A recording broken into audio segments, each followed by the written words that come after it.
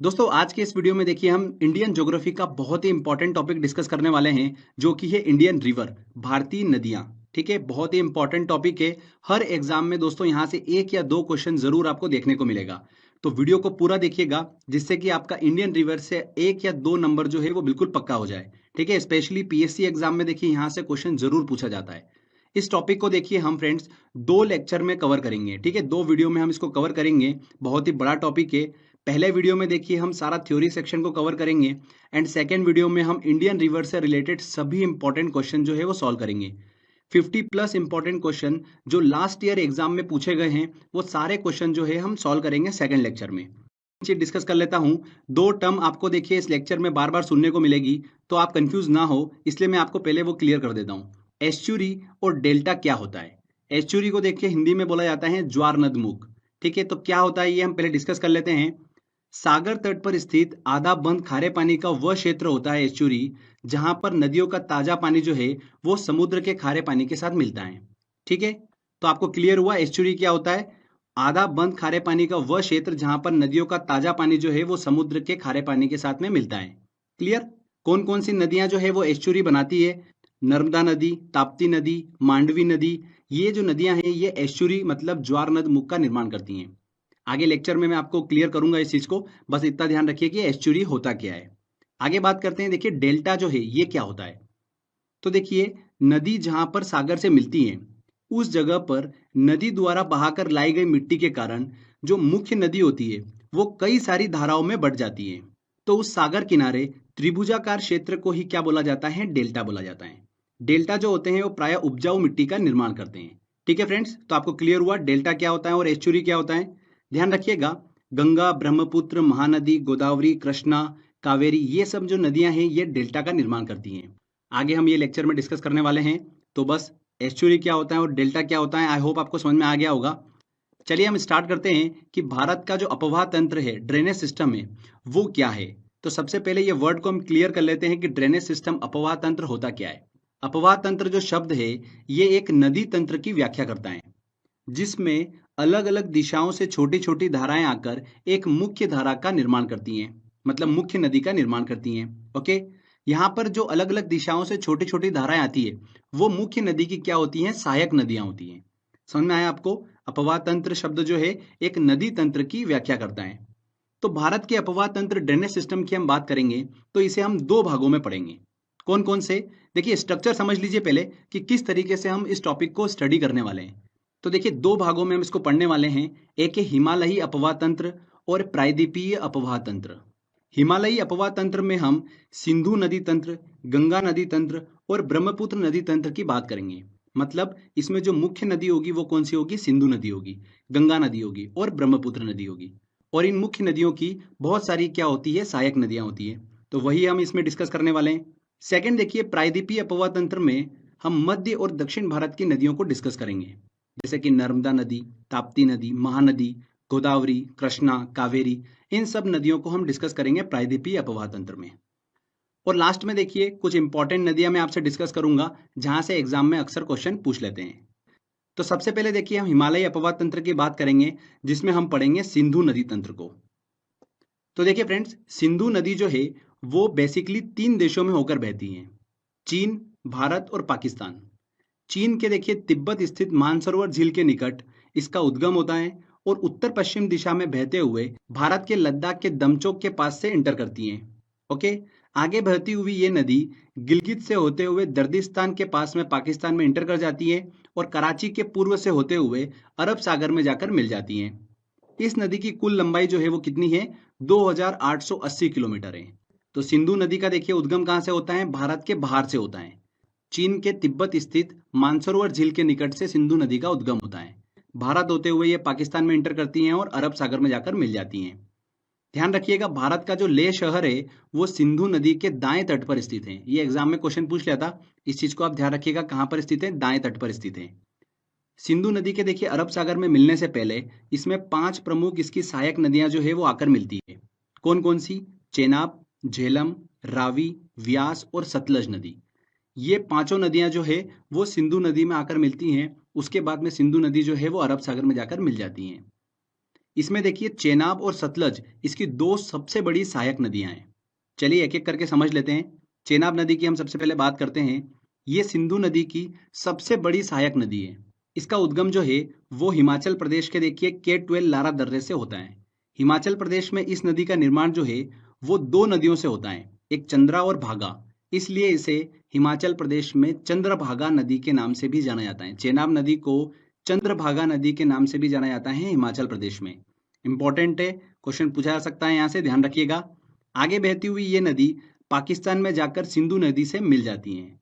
सिंधु नदी में मिलने से पहले इसमें झेलम, रावी, सतलज, व्यास नदी आकर मिलती हैं। किसमें? चेनाब नदी में। चलिए कौन सी नदी कहां पर मिलती है इस चीज को हम देख लेते हैं। सबसे पहले बात करते हैं झेलम नदी की। झेलम नदी का उद्गम जो है वो कश्मीर घाटी के बेरीनाग के निकट से होता है। ये नदी 170 किलोमीटर भारत पाकिस्तान सीमा का निर्माण करती हुई पाकिस्तान के जंग के निकट चेनाब नदी में आकर मिल जाती हैं। झेलम नदी कहाँ से उद्गम होता है? कश्मीर घाटी के बेरीनाग से इसका उद्गम होता है। इसके बाद देखिए रावी नदी की बात करते हैं तो ये नदी हिमाचल प्रदेश के रोहतांग दर्रे से निकलती है और कश्मीर पंजाब होते हुए पाकिस्तान के जंग के निकट चेनाब नदी में आकर मिल जाती हैं। क्लियर? इसके बाद देखिए सतलज नदी की बात करते हैं। ये नदी जो है तिब्बत के देखिए राक्षस ताल से निकलती हैं और सिंधु नदी के समानांतर बहती हुई हिमाचल प्रदेश में प्रवेश करती हैं। आगे पंजाब होते हुए पाकिस्तान के भावलपुर में चेनाब नदी में जाकर मिल जाती हैं। चेनाब नदी में मिलने से पहले इसमें व्यास नदी जो है वो आकर मिलती है। किसमें? सतलज नदी में। ध्यान रखिएगा सतलज नदी का जो उद्गम है वो भारत में नहीं होता है। कहाँ पर होता है? तिब्बत के मानसरोवर में होता है। ठीक है, तिब्बत के मानसरोवर स्थित राक्षस ताल से सतलज नदी जो है वो निकलती है। हमने जैसे कि बात करी कि व्यास नदी जो है वो सतलज नदी में आकर मिल जाती है, तो व्यास नदी को डिस्कस कर लेते हैं। व्यास नदी जो है वो रोहतांग दर्रे से निकलती है और व्यास नदी हिमाचल प्रदेश के कुल्लू घाटी में बहते हुए पंजाब के हरीके में सतलज नदी से आकर मिल जाती हैं। ओके फ्रेंड्स, हरीके क्षेत्र में जो व्यास और सतलज नदी का संगम होता है वहीं से देश की सबसे लंबी नहर जो है इंदिरा गांधी नहर वो निकलती है। देश की सबसे लंबी नहर जो है इंदिरा गांधी नहर कहाँ से निकलती है? हरीके में निकलती है, जहां पर व्यास और सतलज नदी का संगम होता है। ओके, ये नहर जो है पंजाब राजस्थान से होकर गुजरात में एंटर करती है। राजस्थान में इसकी सबसे अधिक लंबाई है 470 किलोमीटर। तो ये चीज आपको पता होना चाहिए। साथ ही ध्यान रखिएगा फ्रेंड्स, पाकिस्तान के जैसा कि मैंने आपको बताया कि बहावलपुर में सतलज नदी जो है वो चेनाब नदी से मिलती है। तब ये चेनाब से मिलने के बाद में पंचनद नदी का निर्माण करती है। मतलब इस पॉइंट पर पांचों नदियां जो है वो एक हो जाती हैं। झेलम, रावी, सतलज, व्यास और चेनाब, ये पांचों नदियां एक होकर आगे बढ़ती हैं, इसीलिए इसे पंचनद नदी का नाम दिया गया है। मतलब सिंधु नदी में मिलने से पहले 45 किलोमीटर तक ये पांचों नदियां एक होकर आगे बढ़ती हैं। ठीक है, तो पंचनद नदी किसे बोला गया है ये आपको क्लियर हो गया होगा, इस चीज को ध्यान रखिएगा। अब देखिए फ्रेंड्स, दिमाग में एक बात आती है कि सिंधु, चेनाब, झेलम, रावी, सतलज और व्यास नदी जो है ये सारी नदियां भारत में होते हुए बहती हैं, उसके बाद में पाकिस्तान में एंटर करती हैं। तो भारत अगर पूरी तरह से इन नदियों को रोक ले तो पाकिस्तान के पास तो पानी कैसे पहुंचेगा? तो इसको ध्यान में रखकर एक सिंधु जल समझौता हुआ था 1960 में पानी के वितरण के लिए। तो ये चीज भी आपको पता होना चाहिए, इसलिए ध्यान से सुनिएगा। 1960 में भारत और पाकिस्तान के बीच में एक संधि हुई थी, सिंधु जल संधि। इस संधि के अनुसार तीन पूर्वी नदियों का कंट्रोल जो है वो किसे दिया गया? भारत को दिया गया, व्यास, रावी और सतलज नदी का। ठीक है, और तीन पश्चिमी नदियां जो थी सिंधु, चेनाब और झेलम, इन तीनों पश्चिमी नदियों का कंट्रोल किसे दिया गया? पाकिस्तान को दिया गया। तो ये थी सिंधु जल संधि। इस चीज को आप ध्यान रखिएगा, 1960 में हुई थी। किस नदी का कंट्रोल किस देश को दिया गया है ये आपको पता होना चाहिए। व्यास, रावी और सतलज नदी का भारत को दिया गया, सिंधु, चेनाब और झेलम का कंट्रोल दिया गया पाकिस्तान को। तो ये हमने अच्छे से पूरा डिस्कस करा सिंधु नदी तंत्र। आई होप आपको समझ में आया होगा। ठीक है, यहाँ पर जो मुख्य धारा थी वो कौन सी थी? सिंधु नदी थी। उसकी बहुत सारी सहायक नदियां थी, झेलम, रावी, सतलज, व्यास और चेनाब, ये उसकी सहायक नदियां थी जो हमने अच्छे से डिस्कस कराएं। चलिए आगे हम बात करते हैं अब गंगा नदी तंत्र की। इंपॉर्टेंट है, यहाँ से बहुत क्वेश्चन एग्जाम में पूछे जाते हैं, तो ध्यान से सुनिएगा। गंगा नदी जो है वो भारत की सबसे लंबी नदी है। इसकी कुल लंबाई जो है वो कितनी है? 2525 किलोमीटर है। भारत में इसकी लंबाई कितनी है? 2071 किलोमीटर जो है भारत में इसकी लंबाई है, बाकी जो है वो बांग्लादेश में है। आगे देखिएगा इंपॉर्टेंट चीज, सतोपथ हिमानी से निकली अलकनंदा नदी और गोमुख से निकली भागीरथी नदी जब देवप्रयाग में आकर मिलती हैं तब इसका संयुक्त रूप जो है वो क्या कहलाता है, गंगा नदी कहलाता है।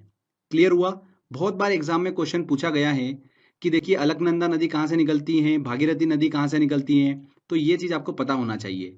गंगोत्री से 19 किलोमीटर दूर गोमुख से निकलती है भागीरथी नदी। वेरी वेरी इंपॉर्टेंट क्वेश्चन है, ठीक है, बहुत बार एग्जाम में क्वेश्चन ये पूछा गया है। और अलकनंदा नदी और भागीरथी नदी किस स्थान पर आकर मिलती हैं, किस स्थान पर, देवप्रयाग में आकर मिलती हैं, ये चीज आपको पता होना चाहिए। ओके, अलकनंदा नदी की देखिए दो प्रमुख सहायक नदियां हैं, वो ध्यान रखिएगा, एक पिंडार नदी और एक मंदाकिनी नदी। पिंडार नदी जो है ये अलकनंदा को कर्णप्रयाग में आकर मिलती हैं। कहां पर मिलती है? कर्णप्रयाग में। और मंदाकिनी नदी जो है ये अलकनंदा को रुद्रप्रयाग में आकर मिलती है। कहां पर? रुद्रप्रयाग में। तो कर्णप्रयाग में देखिए अलकनंदा को पिंडार नदी मिलती है, रुद्रप्रयाग में अलकनंदा को मंदाकिनी नदी मिलती है, और देवप्रयाग में अलकनंदा को भागीरथी नदी मिलती है। ठीक है, ये चीज ध्यान रखिएगा, इंपॉर्टेंट है। साथ ही धौली गंगा जो है वो अलकनंदा को विष्णु प्रयाग में आकर मिलती है। और फ्रेंड्स, प्रसिद्ध केदारनाथ मंदिर जो है वो किस नदी के तट पर स्थित है? मंदाकिनी नदी के तट पर ही स्थित है। बद्रीनाथ का जो प्रसिद्ध मंदिर है वो अलकनंदा नदी के तट पर स्थित है।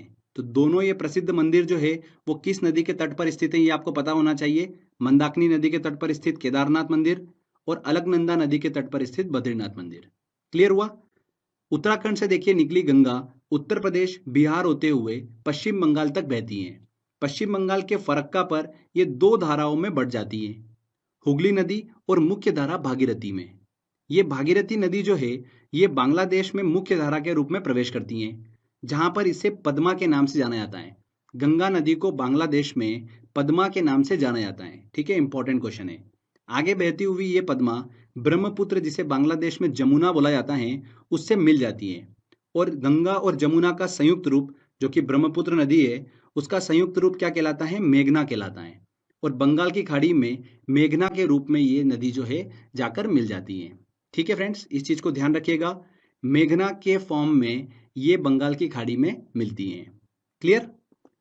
अब देखिए गंगा नदी की बहुत सारी सहायक नदियां हैं। गंगा नदी तंत्र जो है उसमें देखिए बहुत सारी इसकी सहायक नदियां हैं। कौन कौन सी?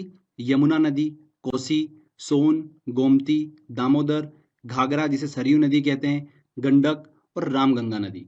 ये सब नदियां जो है गंगा नदी की सहायक नदियां हैं। और बहुत सारी सहायक नदियों की भी अपनी सहायक नदियां हैं, उन सभी को हम अच्छे से डिस्कस करने वाले हैं।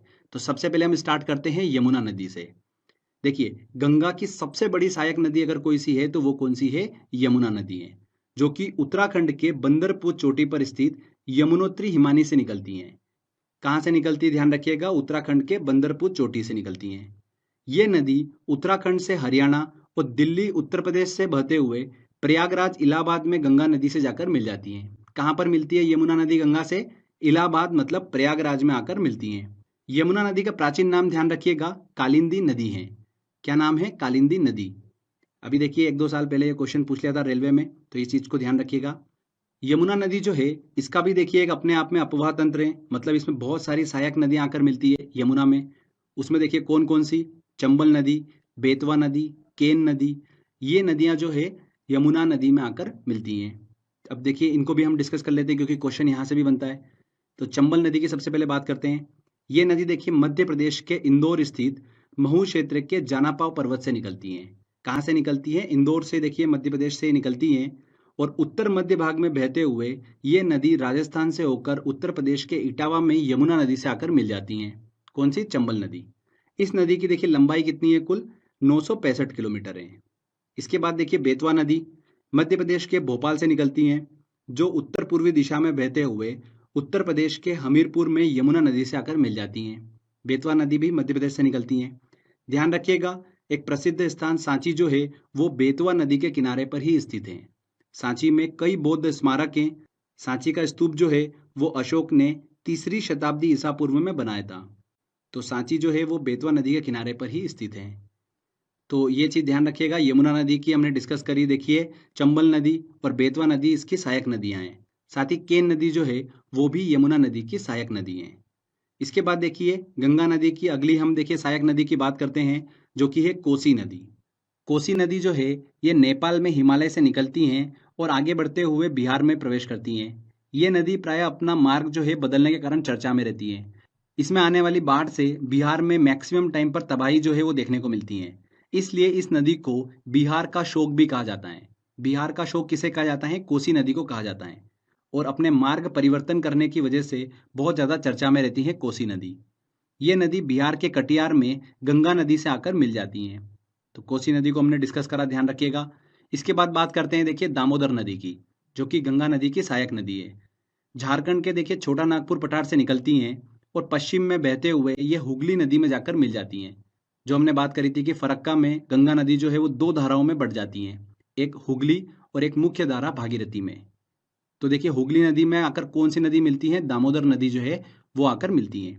इस नदी में देखिए अचानक आने वाली बाढ़ के कारण इसे बंगाल का अभिशाप भी कहा जाता है। किसे कहा जाता है बंगाल का अभिशाप? दामोदर नदी को कहा जाता है। ध्यान रखिएगा, प्रदूषण के कारण इस नदी को जैविक मरुस्थल के नाम से भी जाना जाता है। एग्जाम में क्वेश्चन पूछा गया था ये, किस नदी को जैविक मरुस्थल के नाम से जाना जाता है? तो ध्यान रखिएगा दामोदर नदी को जैविक मरुस्थल के नाम से जाना जाता है। इसके बाद देखिए गंगा नदी की अगली सहायक नदी की बात करते हैं, गोमती नदी। ये भी इंपॉर्टेंट है। इस नदी का उद्गम जो है उत्तर प्रदेश के पीलीभीत स्थित गोमत ताल से होता है, जिसे फुलर झील भी कहा जाता है। ये गंगा नदी की एकमात्र ऐसी सहायक नदी है जिसका उद्गम मैदान से होता है। ओके, इस चीज को ध्यान रखिएगा। पौराणिक मान्यताओं के अनुसार भगवान राम ने जब रावण का वध किया था, तब ब्रह्म हत्या के पाप से मुक्त होने के लिए उन्होंने गोमती नदी में ही स्नान किया था। तो आप सभी को देखिए पता ही होगा ये। तो गोमती नदी, ध्यान रखिएगा बस इतना, गंगा नदी की एकमात्र सहायक नदी जिसका उद्गम मैदान से होता है। इसके बाद देखिए सोन नदी की बात करते हैं। गंगा नदी की सहायक नदी मध्य प्रदेश के अमरकंटक नामक स्थान से निकलती हैं, उत्तर की ओर बहते हुए पटना के निकट गंगा में जाकर मिल जाती हैं।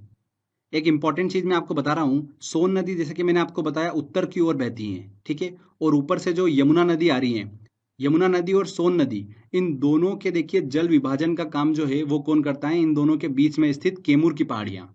ध्यान रखिएगा, केमूर की पहाड़ियां इन दोनों नदी के बीच में स्थित हैं, जो कि सोन नदी और यमुना नदी के बीच जल विभाजन का काम करती हैं। ये इंपॉर्टेंट चीज है, एग्जाम में इस चीज को पूछा गया था, तो इस चीज को आप ध्यान रखिएगा। सोन नदी और यमुना नदी के बीच जल विभाजन का काम कौन सी पहाड़ियां करती हैं? केमूर की पहाड़ियां करती हैं। ओके। इसके अलावा देखिए गंगा नदी की सहायक नदियों में घाघरा नदी आती है, जिसे सरयू नदी के नाम जाना जाता है, और गंडक नदी, जो कि गंगा नदी के बाएं तट पर आकर मिलती हैं। क्लियर? अब देखिए गंगा नदी से रिलेटेड कुछ हम इंपॉर्टेंट पॉइंट डिस्कस कर लेते हैं। एग्जाम में ये क्वेश्चन पूछा जाता है कि कौन सी नदी गंगा नदी के दाएं तट पर आकर मिलती है और कौन सी नदी बाएं तट पर आकर मिलती है। तो इस चीज को लेकर कंफ्यूजन होता है, तो इसको हम क्लियर कर लेते हैं। देखिए गंगा नदी के दाएं तट पर तीन नदियां आपको दिमाग में रखनी है। एक है यमुना नदी, सोन नदी और टॉन्स नदी। ठीक है, ये नदियां जो है गंगा नदी के दाएं तट पर आकर मिलती हैं। ओके।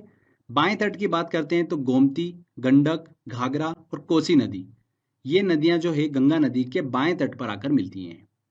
तो बहुत ही सिंपल है, यमुना नदी, सोन नदी और टॉन्स नदी दाएं तट पर, बाएं तट पर गोमती, गंडक, घाघरा और कोसी। इससे रिलेटेड भी क्वेश्चन एग्जाम में पूछा जाता है, तो ये चीज इसलिए हमने क्लियर कर ली है। साथ ही फ्रेंड ध्यान रखिएगा, गंगा नदी को 2008 में राष्ट्रीय नदी का दर्जा दिया गया था, और गंगा नदी के किनारे बसा सबसे बड़ा शहर जो है वो कौन सा है? कानपुर है। 2011 की जनगणना के अनुसार हम इसको देख रहे हैं। गंगा नदी के किनारे बसा सबसे बड़ा शहर जो है वो कौन सा है? कानपुर है।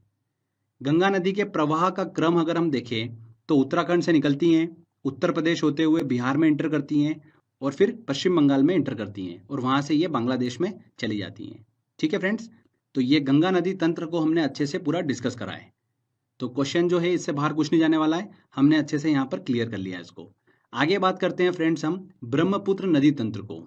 ये भी बहुत ही इंपॉर्टेंट है, यहाँ से देखिए आईएएस एग्जाम में बहुत ज़्यादा क्वेश्चन पूछे जाते हैं, तो इसको भी हम क्लियर कर लेते हैं। ब्रह्मपुत्र नदी जो है ये नदी तिब्बत, भारत और बांग्लादेश से होकर बहती है। ये नदी तिब्बत के मानसरोवर झील के निकट से निकलती हैं। ध्यान रखिएगा, ब्रह्मपुत्र, सतलज और सिंधु नदियाँ, ये नदियाँ जो है तिब्बत के मानसरोवर के आसपास से ही निकलती हैं। ठीक है, तिब्बत से निकलने वाली इस नदी को तिब्बत में यरलुंग जंगबो के नाम से जाना जाता है। किस नाम से जाना जाता है? यरलुंग जंगबो के नाम से जाना जाता है। साथ ही इसे तिब्बत में सांगपो के नाम से भी जाना जाता है। दोनों नाम ध्यान रखिएगा, यरलुंग जंगबो और सांगपो के नाम से जाना जाता है ब्रह्मपुत्र नदी को तिब्बत में। जब यह नदी भारत के असम घाटी में प्रवेश करती है, तब इसे यहाँ पर ब्रह्मपुत्र के नाम से जाना जाता है। साथ ही ब्रह्मपुत्र नदी को अरुणाचल प्रदेश में दिहांग के नाम से जाना जाता है। जब यह नदी असम घाटी में बहते हुए बांग्लादेश में प्रवेश करती हैं, तब इसे वहां पर जमुना के नाम से जाना जाता है। देखिए, तिब्बत में इसे यरलुंग जंगबो और सांगपो के नाम से जाना जाता है। भारत में इसे देखिए अरुणाचल प्रदेश में दिहांग के नाम से जाना जाता है। और जब ये बांग्लादेश में इंटर करती हैं, तब इसे जमुना के नाम से जाना जाता है। ठीक है, बांग्लादेश में इसे जमुना के नाम से जाना जाता है। बांग्लादेश में देखिए ये नदी जो है गंगा नदी मतलब पद्मा नदी के साथ में मिल जाती हैं और गंगा ब्रह्मपुत्र संयुक्त रूप से मेघना के नाम से आगे बढ़ती हैं। और विश्व का सबसे बड़ा नदी डेल्टा जो है सुंदरवन डेल्टा का निर्माण करते हुए बंगाल की खाड़ी में जाकर मिल जाती हैं। ठीक है फ्रेंड्स, वेरी वेरी इंपॉर्टेंट है। विश्व का सबसे बड़ा नदी डेल्टा जो है कौन निर्माण करती हैं? गंगा और ब्रह्मपुत्र नदी करती हैं, जिसे सुंदरवन डेल्टा कहते हैं। और लास्ट में ये मेघना नदी जो है बंगाल की खाड़ी में जाकर मिल जाती हैं। क्लियर हुआ आपको? ब्रह्मपुत्र नदी की देखिए सहायक नदियों की बात करते हैं तो जितना मैं आपको बता रहा हूँ सारी इंपॉर्टेंट है, एक भी मत छोड़िएगा। हर एक सहायक नदी से रिलेटेड एग्जाम में क्वेश्चन पूछा जा चुका है। तीस्ता नदी ब्रह्मपुत्र की देखिए सहायक नदी है। कहाँ से निकलती है? सिक्किम से निकलती है। सुवनसिरी नदी, कमेंग नदी, मानस नदी, दिबांग नदी, लोहित, बराक और कपिली नदी, ये जितनी भी नदियां हैं ये ब्रह्मपुत्र की सहायक नदियां हैं। सारे नाम आपके दिमाग में सेट हो जाना चाहिए। तीस्ता, सुवनसिरी, कमेंग, मानस, दिबांग, लोहित, बराक और कपिली, ये सारी नदियां जो है ब्रह्मपुत्र की सहायक नदियां हैं। इसमें तीस्ता, सुवनसिरी, कमेंग, मानस और दिबांग नदी जो है वो दाएं तट से आकर मिलती है और लोहित, बराक और दिबांग नदी जो है वो बाएं तट से आकर ब्रह्मपुत्र से मिलती हैं। ओके, कुछ इंपॉर्टेंट पॉइंट डिस्कस कर लेते हैं। तीस्ता नदी का उद्गम कहाँ से होता है? सिक्किम से होता है। पश्चिम बंगाल से होते हुए बांग्लादेश में प्रवेश करती हैं और वहां ब्रह्मपुत्र से जाकर मिल जाती हैं। लोहित नदी जो है इसे खून की नदी के नाम से भी जाना जाता है। किस नदी को खून की नदी के नाम से जाना जाता है? लोहित नदी को। बराक नदी जो है ये मणिपुर की पहाड़ियों से निकलती हैं। मणिपुर से होते हुए मिजोरम में एंटर करती हैं। असम होते हुए ये बांग्लादेश में प्रवेश करती हैं और मेघना नदी में जाकर मिल जाती हैं। बराक नदी जो है अरुणाचल प्रदेश में इंटर नहीं करती हैं। ये चीज आप जरूर ध्यान रखिएगा। ब्रह्मपुत्र नदी जो है गंगा नदी के साथ मिलकर विश्व के सबसे बड़े नदी डेल्टा सुंदरवन डेल्टा का निर्माण करती हैं, जैसा कि हम डिस्कस कर चुके हैं। ब्रह्मपुत्र नदी में ही विश्व का सबसे बड़ा नदी द्वीप वर्ल्ड लार्जेस्ट रिवर आइलैंड जो है माजुली वो स्थित है। कहाँ पर? असम में। माजुली जो है वो विश्व का सबसे बड़ा नदी द्वीप है, ब्रह्मपुत्र नदी में स्थित है। ठीक है, असम में। ये चीज आप ध्यान रखिएगा। तो ये ब्रह्मपुत्र नदी तंत्र को हमने अच्छे से डिस्कस करा है। इसमें ब्रह्मपुत्र की सहायक नदियां जो मैंने आपको बताई है वो आप बिल्कुल ध्यान रखिएगा। वहां से एग्जाम में देखिए बहुत क्वेश्चन पूछे जाते हैं। तो फ्रेंड्स ये देखिए हमने अच्छे से हिमालयी नदी तंत्र को डिस्कस करा, जिसमें हमने सिंधु नदी तंत्र, गंगा नदी तंत्र और ब्रह्मपुत्र नदी तंत्र को अच्छे से डिस्कस करा है। क्लियर? इसके बाद देखिए आगे हम बात करते हैं प्रायद्वीपीय नदी तंत्र की, मतलब दक्षिण भारत की नदियों की। तो हिमालयी नदी तंत्र की तुलना में प्रायद्वीपीय नदी तंत्र जो है वो बहुत अधिक पुराना है। तो ऐसा मत समझिएगा कि हिमालयी नदी तंत्र बहुत अधिक पुराना है। प्रायद्वीपीय नदी तंत्र जो है वो सबसे ज्यादा पुराना है। ठीक है, दक्षिण भारत की नदियां जो है वो प्राय वृक्ष नुमा अपवाह तंत्र का निर्माण करती हैं। किस तरीके का अपवाह तंत्र का निर्माण करती हैं? वृक्ष नुमा अपवाह तंत्र का निर्माण करती हैं दक्षिण भारत की नदियां। प्रायद्वीपीय नदियों के अपवाह तंत्र में हम देखिए कौन कौन सी नदियों को डिस्कस करेंगे। नर्मदा नदी, ताप्ती नदी, माही नदी, गोदावरी, कृष्णा, कावेरी और महानदी को अच्छे से हम डिस्कस करने वाले हैं। इसमें देखिए नर्मदा, ताप्ती और माही नदी जो है वो अरब सागर में गिरती है, पश्चिम की ओर बहते हुए अरब सागर में गिरती है। जबकि गोदावरी, कृष्णा, कावेरी और महानदी जो है ये बंगाल की खाड़ी में गिरती हैं। चलिए सबसे पहले हम अरब सागर में गिरने वाली नदियों की बात करते हैं, जिसमें सबसे पहले आती है नर्मदा नदी। वेरी वेरी इंपॉर्टेंट है। मध्य प्रदेश के अमरकंटक से इसकी उत्पत्ति होती है। पश्चिम की ओर बहते हुए 1312 किलोमीटर की दूरी तय करने के बाद में ये खंबात की खाड़ी में जाकर मिल जाती हैं। खंबात की खाड़ी मतलब अरब सागर में जाकर ये मिल जाती हैं। देखिए नर्मदा नदी के उत्तर में पड़ता है विंध्याचल पर्वत और दक्षिण में पड़ता है सतपुड़ा पर्वत, और इन दोनों पर्वतों के बीच में भ्रंश घाटी मतलब रिफ्ट वैली से होते हुए बहती है नर्मदा नदी। इस चीज को ध्यान रखिएगा, रिफ्ट वैली से होते हुए बहती है नर्मदा नदी। ओके, भ्रंश घाटी से होते हुए बहती है नर्मदा नदी। यह नदी मध्य प्रदेश की सबसे बड़ी नदी है। सबसे लंबी नदी कौन सी है? मध्य प्रदेश की नर्मदा नदी है। इसे मध्य प्रदेश की जीवन रेखा कहा जाता है। नर्मदा नदी की सहायक नदियों की बात करें तो उसमें आती है ओरसंग, तवा नदी जो कि बहुत ज़्यादा फेमस है, शेर नदी, ये सभी नर्मदा नदी की सहायक नदियां हैं। ध्यान रखिएगा, अमरकंटक से दो नदियां निकलती हैं, एक नर्मदा नदी और एक सोन नदी। सोन नदी हमने पहले डिस्कस करा था, जो कि गंगा नदी में जाकर मिल जाती है पटना के पास में। नर्मदा नदी निकलती है जो कि भ्रंश घाटी से बहते हुए खंबात की खाड़ी में जाकर मिल जाती हैं। ओके, इसके बाद देखिए हम बात करते हैं अब ताप्ती नदी की, जो कि मध्य प्रदेश के बैतूल जिले के निकट सतपुड़ा पहाड़ियों से निकलती हैं, और ये नदी मध्य प्रदेश, महाराष्ट्र, गुजरात से प्रवाहित होते हुए अरब सागर में जाकर मिल जाती हैं। फ्रेंड्स ध्यान रखिएगा, ताप्ती नदी और नर्मदा नदी दोनों नदियां जो है वो भ्रंश घाटी से होते हुए बहती हैं। ठीक है, वेरी वेरी इंपॉर्टेंट पॉइंट है। ताप्ती नदी और नर्मदा नदी जो है ये भ्रंश घाटी से मतलब रिफ्ट वैली से होते हुए बहती हैं। इसके बाद देखिए माही नदी की बात करते हैं। इस नदी का उद्गम मध्य प्रदेश के धार जिले के समीप विंध्याचल पर्वत श्रेणी से होता है। मध्य प्रदेश से देखिए ये पश्चिम की ओर राजस्थान, गुजरात में बहते हुए ये नदी खंबात की खाड़ी में जाकर गिर जाती है। माही नदी जो है वो भारत की एकमात्र ऐसी नदी है जो कर्क रेखा को 2 बार काटती है। कौन सी नदी? माही नदी। ठीक है फ्रेंड्स, तो ये हमने अच्छे से डिस्कस करा। नर्मदा नदी, ताप्ती नदी और माही नदी जो है वो पश्चिम की ओर बहते हुए खंबात की खाड़ी मतलब अरब सागर में जाकर मिल जाती हैं। इसमें ध्यान रखिएगा, ताप्ती नदी और नर्मदा नदी जो है वो रिफ्ट वैली मतलब भ्रंश घाटी से होते हुए बहती हैं। और स्टार्टिंग में हमने डिस्कस करा था कि ताप्ती नदी और नर्मदा नदी जो है वो एस्चुरी का निर्माण करती हैं। जब ये समुद्र से मिलती है वहां पर एस्चुरी का निर्माण करती हैं। कौन सी नदी? ताप्ती नदी और नर्मदा नदी। साथ ही ध्यान रखिएगा, गोवा में बहने वाली मंडोवी नदी जिसे मांडवी नदी कहते हैं वो भी एस्चुरी का निर्माण करती हैं। Okay, very very important point है ये, इस चीज को ध्यान रखिएगा। नर्मदा नदी, ताप्ती नदी एस्चुरी का निर्माण करती हैं।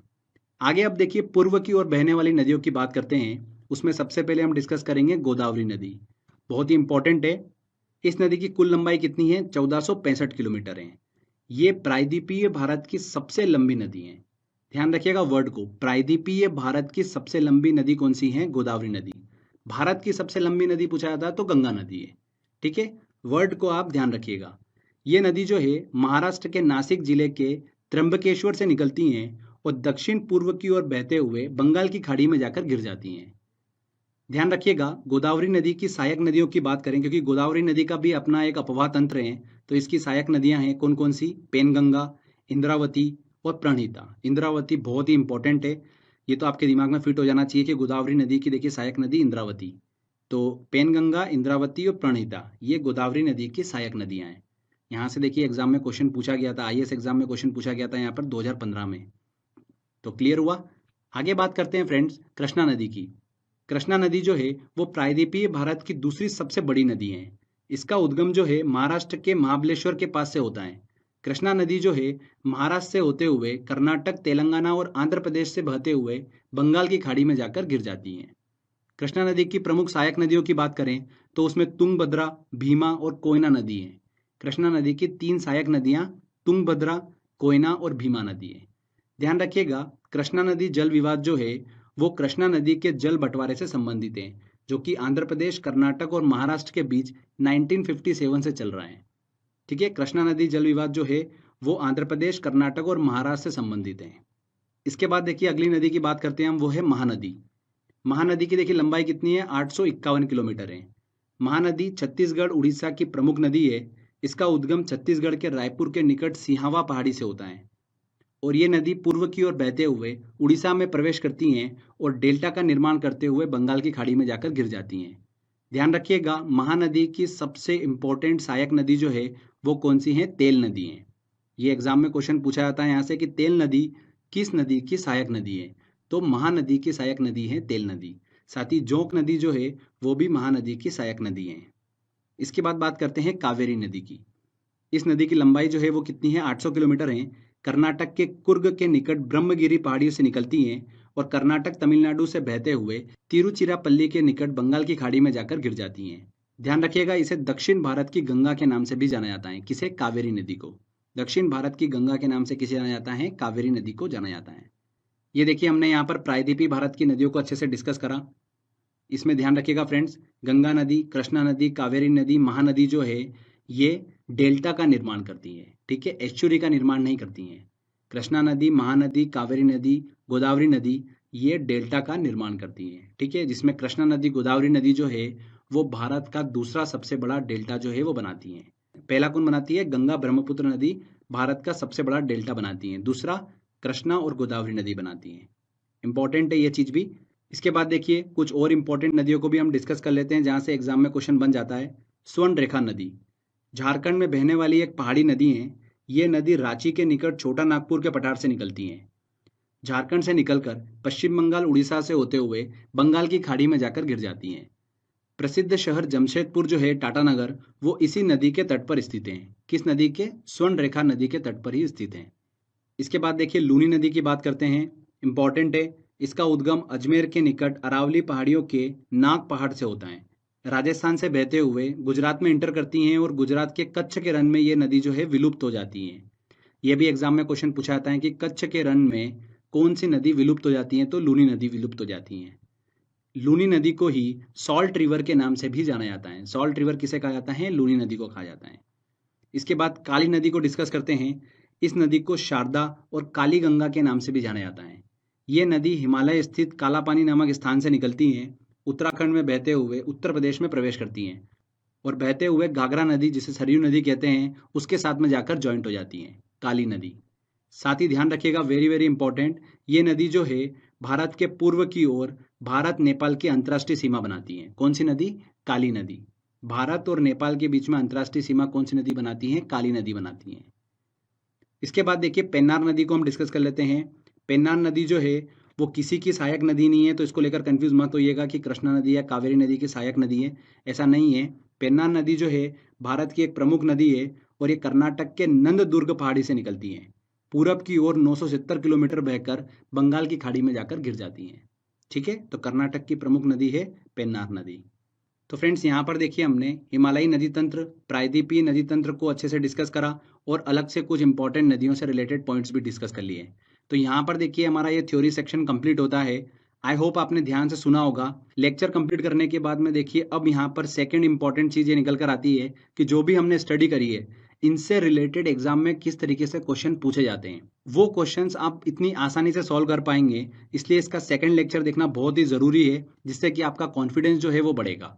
आप अगर देखिए क्वेश्चन देख के सारे आंसर निकाल लोगे तो आपका कॉन्फिडेंस बढ़ेगा और आपको पता चलेगा कि किस तरीके से एग्जाम में क्वेश्चन पूछे जाते हैं। ठीक है, तो इसका सेकंड लेक्चर जो है जिसमें सारे इंपॉर्टेंट क्वेश्चंस को मैंने सॉल्व करा है, वो लेक्चर जरूर देखिएगा और अपना कॉन्फिडेंस जो है वो बढ़ाइएगा, क्योंकि यहाँ से 1 या 2 नंबर जो है वो जरूर एग्जाम में पूछे जाते हैं। तो फ्रेंड्स आज के वीडियो में बस इतना ही था।